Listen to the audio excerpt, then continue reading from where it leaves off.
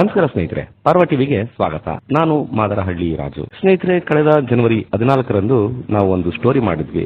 ಅದು ಮಳವಳ್ಳಿ ತಾಲೂಕಿನ ತಳಗವಾದಿಯ ವಿಕಲಚೇತನ ಕುಮಾರಸ್ವಾಮಿ ಅನ್ನೋರಿಗೆ ಸಂಬಂಧಪಟ್ಟಂತ ಸ್ಟೋರಿ. ಕುಮಾರಸ್ವಾಮಿ ಅವರು ತಮಗೆ ಆಗಿರುವಂತಹ ಒಂದು ಸಮಸ್ಯೆಯನ್ನ, ಸಹೋದರರಿಂದಲೇ ಆಗಿರೋ ಸಮಸ್ಯೆ ಬಗ್ಗೆ ಹೇಳ್ಕೊಂಡಿದ್ರು. ಅವರ ಮಾತುಗಳನ್ನ ನಾವು ಪ್ರಸಾರ ಮಾಡಿದ್ವಿ. ಆ ನಂತರದಲ್ಲಿ ಅವರಿಗೆ ಒಂದಷ್ಟು ರಿಲೀಫ್ ಸಿಕ್ಕಿತ್ತು. ಆದ್ರೆ ಅದಕ್ಕೆ ಈಗ ಪೊಲೀಸ್ ಇಲಾಖೆಯವರು ಹೇಳು ನೀಡ್ಬಿಡ್ತಿದ್ದಾರೆ. ಅದೇನಂದ್ರೆ, ಆ ವರದಿ ಪ್ರಸಾರ ಆದ ನಂತರ ಕುಮಾರಸ್ವಾಮಿ ಅವರಿಗೆ ಆವಾಗ ಒಬ್ಬ ಪೊಲೀಸ್ನವರು ನೀವು ಸ್ಟೇಷನ್ ಬರ್ಬೇಕು ಅಂತ ಹೇಳಿ ಕರೆ ಮಾಡ್ತಿದಾರಂತೆ.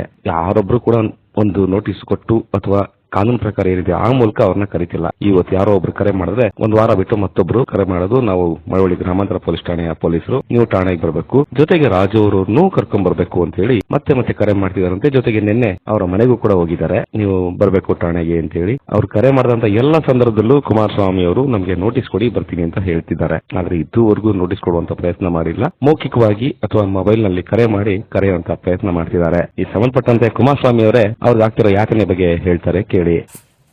ಕುಮಾರಸ್ವಾಮಿ ಅವರೇ, ನಿಮ್ಗೆ ಪೊಲೀಸ್ನವರು ಎಷ್ಟು ಬಾರಿ ಕರೆ ಮಾಡಿದ್ರು? 3 ಕರೆ ಮಾಡಿದ್ರು ಸರ್. ಮೊದಲನೇ ಕರೆ ಮಾಡಿದಾಗ ಏನು ಕೇಳಿದ್ರು? ಮೊದಲನೇ ಕರೆ ಮಾಡಿದಾಗ ನೀವು ಕೋರ್ಟಲ್ಲಿರುವಾಗಲೇ ಯಾಕೆ ನೀವು ಸುದ್ದಿ ಮಾಡಿದ್ದೀರಿ, ಅದಕ್ಕೋಸ್ಕರ ನೀವು ಪೊಲೀಸ್ ಸ್ಟೇಷನ್ಗೆ ಬರಬೇಕಾಗುತ್ತೆ ಅಂತ ಹೇಳಿದ್ರು ಸರ್. ಎರಡನೇ ಕರೆ ಬಂದಾಗ ಏನು ಹೇಳಿದ್ರು? ಎರಡನೇ ಕರೆ ಮಾಡಿದ್ದು ಒಬ್ಬರು ಲೇಡಿ ಮಾತಾಡಿದ್ರು ಸರ್. ಅವರು ಕೂಡ ಕೋರ್ಟ್ನಲ್ಲಿರುವಾಗಲೇ ಯಾಕೆ ಸುದ್ದಿ ಮಾಡಿದ್ರಿ ಅಂದ್ಬಿಟ್ಟು ನೀವು ಇದಕ್ಕೆ ಪೊಲೀಸ್ ಸ್ಟೇಷನ್ಗೆ ಬರಬೇಕಾಗುತ್ತೆ ಅಂತಂದರು ಸರ್.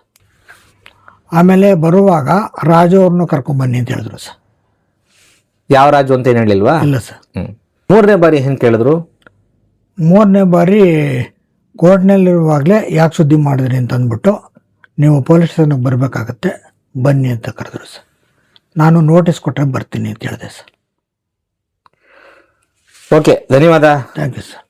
ಕೇಳಿದ್ರಲ್ಲ ಸ್ನೇಹಿತರೆ, ಕುಮಾರಸ್ವಾಮಿ ಅವ್ರಿಗೆ ಕರೆ ಮಾಡಿ ಬನ್ನಿ ಅಂತ ಕರಿತಿರೋ ಪೊಲೀಸರು ಜೊತೆಗೆ ರಾಜು ಕರ್ಕೊಬನ್ನಿ ಅಂತ ಹೇಳ್ತಿದ್ದಾರೆ. ಅಂದ್ರೆ ಆ ರಾಜು ಅಂದ್ರೆ ನಾನೇ. ನನಗೂ ಕೂಡ ಯಾವುದೇ ರೀತಿಯಾದಂತ ಇದುವರೆಗೂ ಒಂದೇ ಒಂದು ಕರೆ ಬಂದಿಲ್ಲ. ಅಂದ್ರೆ ಕುಮಾರಸ್ವಾಮಿ ಅವ್ರನ್ನ ಕರೀಲಿಕ್ಕೆ ಅವ್ರ ಹತ್ರ ಅಧಿಕೃತವಾಗಿ ಯಾವುದೇ ಒಂದು ನಿಯಮ ಇಲ್ಲ. ಇದ್ದಿದ್ರೆ ಒಂದು ನೋಟಿಸ್ ಕೊಡ್ಲಿ. ಈಗಲೂ ಕುಮಾರಸ್ವಾಮಿ ಅವ್ರ ಜೊತೆಗೆ ನಾನು ಕೂಡ ಠಾಣೆಗೆ ಬರ್ಲಿಕ್ಕೆ ಸಿದ್ಧನಿದ್ದೇನೆ. ಆ ನಿಟ್ಟಿನಲ್ಲಿ ಅವರು ಯೋಚನೆ ಮಾಡಬೇಕು. ಅದು ಬಿಟ್ಟು ಮಾನಸಿಕವಾಗಿ ಈಗ ಆಲ್ರೆಡಿ ನೊಂದಿರ್ತಕ್ಕಂಥ ಜೀವ, ಅದು ಏನೋ ವಿಕಲಚೇತನ ಆಗಿರೋ ತನ್ನ ಪಾಡಿಗೆ ತನ್ನ ಜೀವನವನ್ನ ನಡೆಸ್ಕೊಂಡು ಹೋಗ್ತಿದ್ದಾರೆ. ತನ್ನ ಆಸ್ತಿಗೋಸ್ಕರ ಅವರು ಹೋರಾಟ ಮಾಡ್ತಿದ್ದಾರೆ. ಹಾಗಾಗಿ ಈ ಸಂಬಂಧಪಟ್ಟಂತೆ ಪೊಲೀಸರು ಮತ್ತೆ ಈ ರೀತಿ ಮುಂದುವರಿಸೋದು ಸರಿಯಲ್ಲ. ಈ ಸಂಬಂಧ ಏನು ಮಾನ್ಯ ಸರ್ಕಲ್ ಇನ್ಸ್ಪೆಕ್ಟರ್ ಇದ್ದಾರೆ ಮಹೇಶ್ ಅವರು, ಇದ್ರ ಬಗ್ಗೆ ಹೆಚ್ಚು ಗಮನ ಹರಿಸಬೇಕು. ಅಧೀನ ಸಿಬ್ಬಂದಿ ಸುಮ್ನೆ ಈ ರೀತಿ ಕಿರುಕುಳ ಕೊಡೋದನ್ನ ತಪ್ಪಿಸಬೇಕು. ಯಾಕೆ ಅಂತ ಅಂದ್ರೆ ಮತ್ತೊಂದು ಪ್ರಕರಣದಲ್ಲಿ ಇದೇ ರೀತಿ ಒಂದು ಪ್ರಕರಣ ಆಗ್ತಿದೆ. ಅದ್ರ ಬಗ್ಗೆ ನಾನು ಮುಂದಿನ ಸ್ಟೋರಿನಲ್ಲಿ ಹೇಳ್ತೀನಿ. ಅದಕ್ಕೂ ಮುಂಚೆ ಮಹೇಶ್ ಅವರು ಅಂದ್ರೆ ಸರ್ಕಲ್ ಇನ್ಸ್ಪೆಕ್ಟರ್ ಈ ಬಗ್ಗೆ ಗಮನ ಹರಿಸಬೇಕು ಅಂತ ಹೇಳಿ ಮನವಿ ಮಾಡ್ತೀನಿ. ನಮಸ್ಕಾರ, ಧನ್ಯವಾದಗಳು.